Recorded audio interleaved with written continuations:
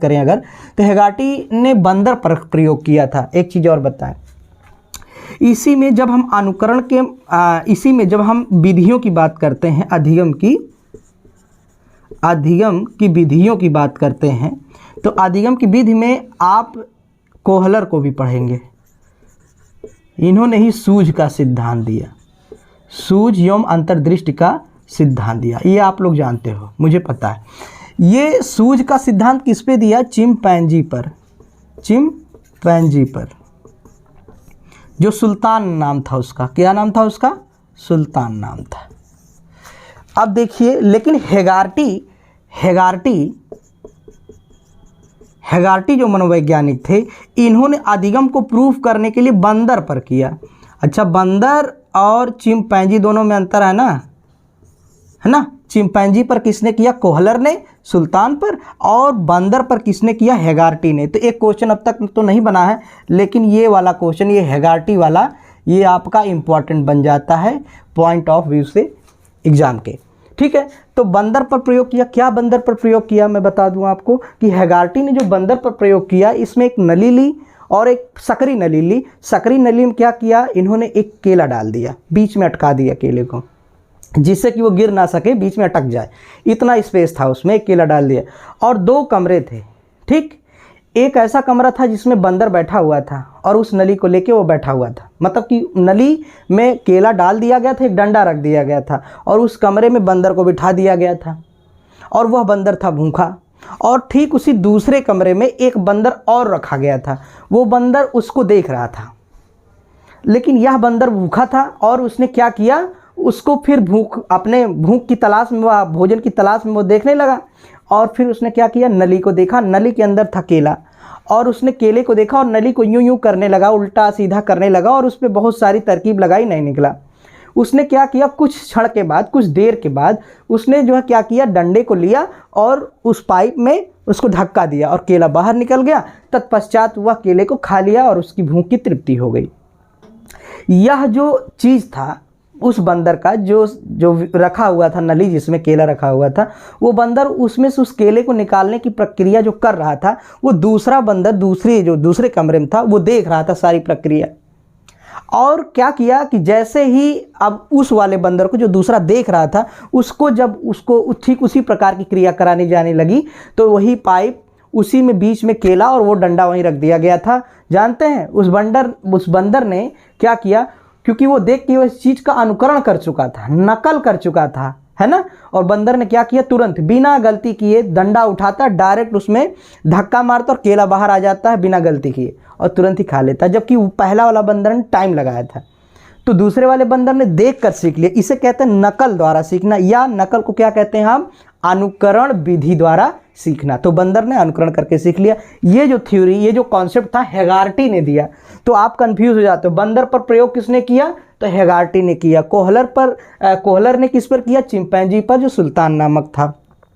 ठीक है, ये दोनों के अलग अलग कॉन्सेप्ट थे। तो हेगार्टी को आप याद रखिएगा, ये आपको एग्जाम में देखने को मिल सकता है। ठीक, अब तक नहीं आया है, लेकिन ये आ जाएगा 2011 से अब तक, लेकिन आने के चांसेस बनते हैं इसके। ठीक है, आगे चलते हैं, जेम्स की बात करते हैं। जेम्स ने कहा कि अनुकरण और आविष्कार ही साधन है जिसकी सहायता से मानव ने अपना ऐतिहासिक विकास किया है। अनुकरण और आविष्कार ही साधन है, ही नहीं है, ये गलत लिख दिया गया है।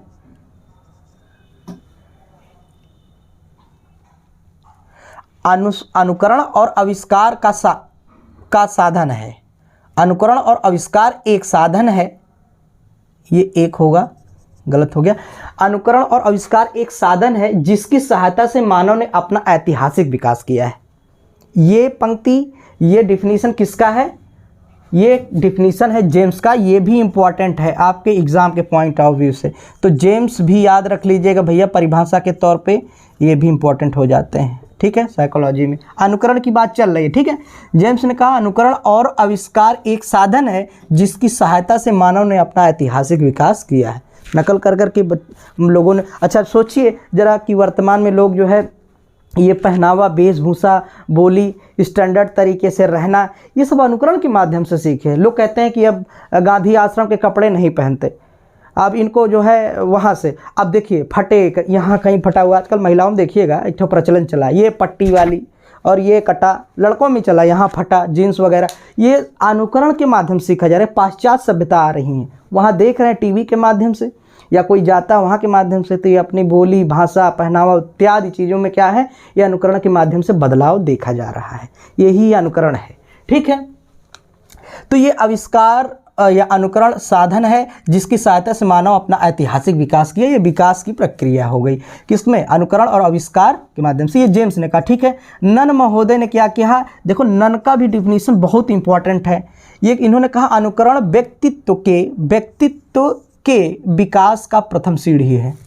ठीक है, नन महोदय ने कहा कि अनुकरण व्यक्तित्व के विकास का प्रथम सीढ़ी है। ठीक है, ये भी इंपॉर्टेंट डिफिनीशन है आपका, व्यक्तित्व के विकास का प्रथम सीढ़ी है अनुकरण। यह पंक्ति किसने दी या यह लाइन किसने दिया, ये नन महोदय ने कहा। ठीक है, या ये कह सकता है कि अनुकरण व्यक्तित्व के विकास की प्रथम सीढ़ी है, यह किसने कहा, ये नन महोदय ने कहा। ठीक, नेपोलियन की बात करते हैं। नेपोलियन एक शासक था, नेपोलियन ने भी अनुकरण को महत्व दिया। अनुकरण, नेपोलियन अपने सैनिकों को कहता था कि एक ही कला से मत लड़ा करो अपने शत्रुओं से, और कहीं अगर लड़ते रहे तो वो आपकी कला को जान जाएंगे और फिर आप पर भारी पड़ जाएंगे। मतलब कि देखिए वही डिफिनीशन लिखा, अपने शत्रुओं के सामने एक ही कला से नहीं लड़ा करो, नहीं तो शत्रु तुम्हारी कला सीख जाएंगे। ये क्या है, वो देखते देखते आपसे लड़ते लड़ते क्या कर लेंगे, अनुकरण कर लेंगे, मतलब कि नकल कर लेंगे और फिर आपकी कला वो जान जाएंगे, फिर आप ही कला का आप पर इस्तेमाल करेंगे। तो अनुकरण का इतना बड़ा प्रभाव था नेपोलियन के अकॉर्डिंग। ठीक, आगे आते हैं। अब अनुकरण का प्रयोग शिक्षा में कैसे होता है इसकी बात करते हैं। अनुकरण का देखिए कार्य स्वाभाविक ढंग से होता है अनुकरण के माध्यम से, इसमें नो डाउट स्वाभाविक ढंग से होता है कि नहीं होता, होता है। ठीक, दूसरा बिंदु देखिए, अभी आपके एग्जाम के पॉइंट ऑफ व्यू से इंपॉर्टेंट है, सीखने की प्रक्रिया को छोटा कर देता है क्या, अनुकरण, ये भी इंपॉर्टेंट है। सीखने की प्रक्रिया को अनुकरण छोटा कर देता है, स्वाभाविक ढंग से अनुकरण द्वारा होता है, सीखने की प्रक्रिया अनुकरण के माध्यम से सरल हो जाती है। ठीक, और क्या है, सीखने में बहुत कम समय लगता है, किसके माध्यम से, अनुकरण के माध्यम से, कम समय में सीख लेता है जब अनुकरण करता है, नकल करता है। ठीक, कार्य का आदर्श लिखा हुआ है, ये आदर्श सामने रहता है। ठीक है, ये भी इंपॉर्टेंट है आपके एग्जाम के पॉइंट ऑफ व्यू से। ठीक, सृजनात्मकता एवं रचनात्मकता के लिए अनुकरण आवश्यक है, अनुकरण आवश्यक है। ठीक है, सृजनात्मकता एवं रचनात्मकता के लिए अनुकरण इंपॉर्टेंट पॉइंट है। ठीक है, आगे चलते हैं। मंद बुद्धि बालकों के अधिगमकर्ताओं के लिए ये जो है अनुकरण सबसे इंपॉर्टेंट है। अगर अनुकरण कराया जाए तो मंद बुद्धि बालक भी अधिगम कर सकता है। ठीक है, नैतिक एवं चारित्रिक विकास में भी अनुकरण बहुत मदद करता है, अनुकरण बहुत मदद करता है। फिर देखिए, व्यक्तित्व के विकास में सहायक, अनुकरण के माध्यम से व्यक्तित्व के विकास में सहायता होती है। ठीक, आगे देखते हैं। व्यक्तित्व का विकास सचेतन अनुकरण है, मतलब ये व्यक्तित्व के विकास में सचेतन अनुकरण द्वारा किया जा सकता है, ये भी इंपॉर्टेंट क्वेश्चन है। नेक्स्ट है, संस्कृति का विकास अनुकरण द्वारा संभव है। क्यों, अनुकरण करके अपने भाई जैसा संस्कृति होती है आपके एटमॉस्फेयर, जैसा आपके पर्यावरण के आसपास में होता है वैसी संस्कृति आपकी होती है, ये अनुकरण के माध्यम से ही तो आप सीखते हो, जैसा देखते हो वैसा करते हैं। ठीक, आगे देखते हैं। अभ्यास का ब्रह्म रूप नकल का परिणाम है, अभ्यास का ब्रह्म रूप नकल का परिणाम। ये लाइन इंपॉर्टेंट हो जाती है आपके एग्ज़ाम के पॉइंट ऑफ व्यू से, या ये टेट में या फिर एस्टेट में आपसे पूछ सकता है।